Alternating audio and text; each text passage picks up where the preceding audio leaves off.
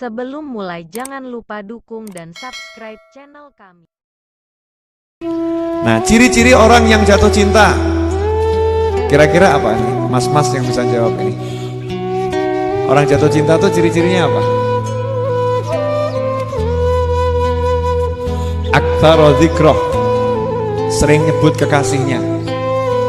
Betul kan? Orang kalau jatuh cinta akan sering-sering nyebut kekasihnya. Makanya orang yang jatuh cinta kepada Kanjeng Nabi SAW sama Allah diperintahkan. Karena Allah mencintai Nabi, Allah mencintai Nabi, dan cinta Allah gak mungkin palsu. Para malaikat mencintai Nabi dan tak mungkin cintanya malaikat palsu. Makanya Allah pun umumkan, Allah umumkan, innallaha wa malaikatahu yusalluna 'alan nabi ya ayyuhalladzina amanu sallu 'alaihi wa sallimu taslima. Allahumma shalli wa sallim wa barik alaihi. Makanya Allah kasih tahu, sungguh innallaha, sungguh Allah selalu sholawat kepada Kanjeng Nabi SAW. Ya. Kemudian malaikat selalu sholawat kepada Kanjeng Nabi SAW.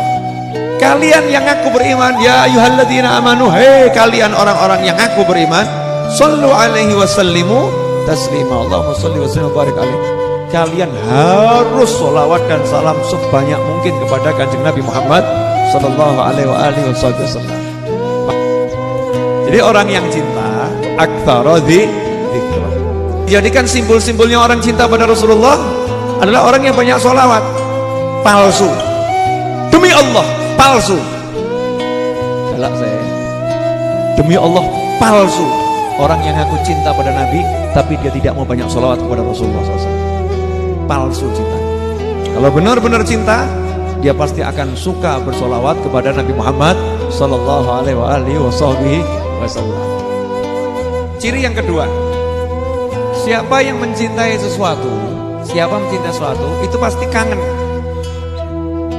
Orang yang cinta akan kangen. Makanya kalau kita ngaku cinta Kanjeng Nabi SAW, Anda kalau ngaku cinta Rasulullah, tidak kangen sama Kanjeng Nabi, palsu cintanya, nggak kangen. Kalau kangen gimana? Ya udah, itu Rasulullah ada di Madinah. Ya kalau kangen, jangan cuma ngerokok, nabung pergi umroh, ziarah Nabi, ngerokok istiqomah rutin, ya mampu. Tapi nabung untuk ziarah Nabi nggak pernah mampu, berarti kangenmu palsu. Orang yang cinta Nabi harus kangen kepada Nabi Muhammad sallallahu alaihi wasallam. Kalau kangen Nabi, ya ziarah kepada Nabi. Terus apa lagi? Kangen pengen melihat Rasulullah. Namanya orang kangen yang pengen lihat kekasihnya ya.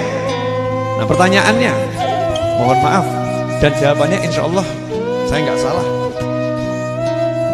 Dalam seminggu ini Anda tidur sambil ngarep-ngarep mimpi Kanjeng Nabi berapa kali? Minimal kan kalau kita memang betul-betul kangen, mau tidur itu ya ada rasa pengen mimpi itu loh. Rasa pengen mimpi aja kok nggak ada kecuali dalam doa. Nggak ada kecuali dalam doa. Padahal mimpi itu dalam doa atau dalam tidur. Lepas mau tidur kok nggak ngarep-ngarep, nggak punya harapan yang kuat. Kalau kangen betul, maka mau tidur itu berharap, ya Allah beri saya mimpi bertemu Rasulullah SAW. Hari ini gagal, besok gagal, lusa gagal, terus pantang menyerah, minta terus, suatu saat pasti dapat. Jadi tanda cinta apa tadi? Banyak nyebut. Yang kedua apa? Kangen. Yang ketiga, orang yang cinta itu rela mengorbankan apapun yang dimilikinya demi kekasihnya. Tapi yang satu ini semua terbiak. Jadi orang yang mencintai, dia akan rela berkorban, demi kekasihnya. Kan begitu. Makanya kalau kita lihat kehidupan para sahabat radhiyallahu anhum dan orang-orang soleh, mereka rela mengorbankan apapun yang dimilikinya, bahkan nyawa dan keluarganya untuk Nabi Muhammad SAW. Karena cinta. Dah, satu aja contohnya, nggak usah banyak. Sayyidina Abu Bakar As-Siddiq radhiyallahu anhu. Waktu berangkat hijrah.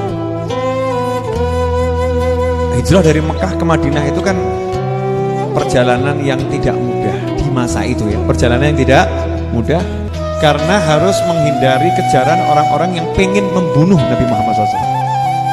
Sayyidina Abu Bakar As-Siddiq radhiyallahu anhu saat hijrah bersama Rasulullah, beliau jalan di depannya Rasulullah. Ketika berada di depan Rasulullah, tiba-tiba lari di belakangnya Rasulullah SAW. Dari belakang Rasulullah nggak lama pindah sebelah kanannya Rasulullah. Nggak lama setelah itu pindah sebelah kiri Rasulullah. Rasulullah pun heran, ini kenapa nih Abu Bakar nih? Sebentar di depan, sebentar di belakang. Maka nanya, wahai Abu Bakar, kenapa engkau seperti ini, posisinya pindah-pindah?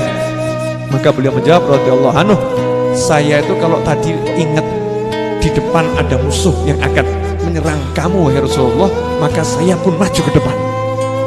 Nah waktu saya di depan saya ingat di belakang ada musuh yang ngejar, saya pindah ke belakang. Lah saya ingat nanti ada musuh dari sebelah kanan, saya pindah di sebelah kanan. Saya ingat ada musuh sebelah kiri, saya pindah di sebelah kiri. Maka Rasulullah SAW menanyakan, apakah kamu lebih suka kalau ada sesuatu yang buruk mau menimpa saya, kena kamu Abu Bakar? Iya betul, jangan kena kamu, biar kena saya saja. Pertanyaan saya, seberapa besar pengorbanan Anda untuk Nabi Muhammad sallallahu alaihi wasallam? Nomor 4, orang yang jatuh cinta pada sesuatu atau pada seseorang, maka dia akan mengutamakan yang dicintai daripada orang lain. Contohnya begini, mengutamakan Rasul lebih dari yang lain, apa yang dilakukan oleh sahabat radhiyallahu taala anhum. Ada sahabatnya Nabi lagi duduk bersama Nabi, ini cerita udah sering saya sampaikan. Datang tamunya Rasulullah, Rasul perintahkan sahabat mintakan makanan di rumah saya. 9 rumah Rasulullah didatengin, tidak ada makan, ada cuma air putih. Maka Rasul berkata kepada sahabat, siapa yang malam ini sanggup menjamu tamu saya? Sanggup menjamu tamu saya? Saya ya Rasulullah. Satu sahabat angkat tangan. Padahal ini sahabat yang melarat, pol, susah, pol, miskin, pol, nggak punya apa-apa. Tapi dia punya kesiapan, saya akan korbankan keluarga saya demi Nabi Muhammad SAW. Jadi mengutamakan Rasulullah, wa yu'thiruna ala anfusihim walau kanat bihim khasasah. Mengutamakan Rasulullah lebih dari keluarganya sendiri. Lebih dari keluarganya sendiri. Pulang ke rumah ngomong sama istrinya, ada makanan enggak? Enggak ada. Kecuali untuk anak-anak kita ini, kecuali untuk anak-anak kita. Hebatnya suami istri ini kompak. Suaminya ngomong, ya udah kalau begitu anakmu kalau nangis nanti dilenakan, ditimang-timang, dibobok-bobokkan, dipok-pok, udah gitu aja. Makanannya buat tamu, siap, sendiko dawuh. Saya mau nanya, suami istri model begini masih ada atau udah punah? Ya sudah, sepakat sampai dibuat siasat, kalau makan lampunya suruh matikan, suaminya kecap-kecap di piring yang kosong, ya klontang-klonteng gak ada makanannya, biar tamunya bisa makan kenyang dan lahap. Besok subuh ketemu Rasulullah SAW, Rasul pun tersenyum. Apa yang kamu lakukan pada tamumu semalam? Allah tertawa itu. Ya Allah tertawa lihat perbuatan kalian berdua. Lihat perbuatan kalian berdua. Suami istri ini dalam mengutamakan tamunya Rasulullah dibanding anaknya sendiri. Nah, pertanyaan saya, sejauh mana kita mengutamakan Kanjeng Nabi SAW dalam kehidupan di rumah tangga kita dibandingkan anak-anak kita atau keluarga kita? Itu nanti pribadi masing-masing yang jawab.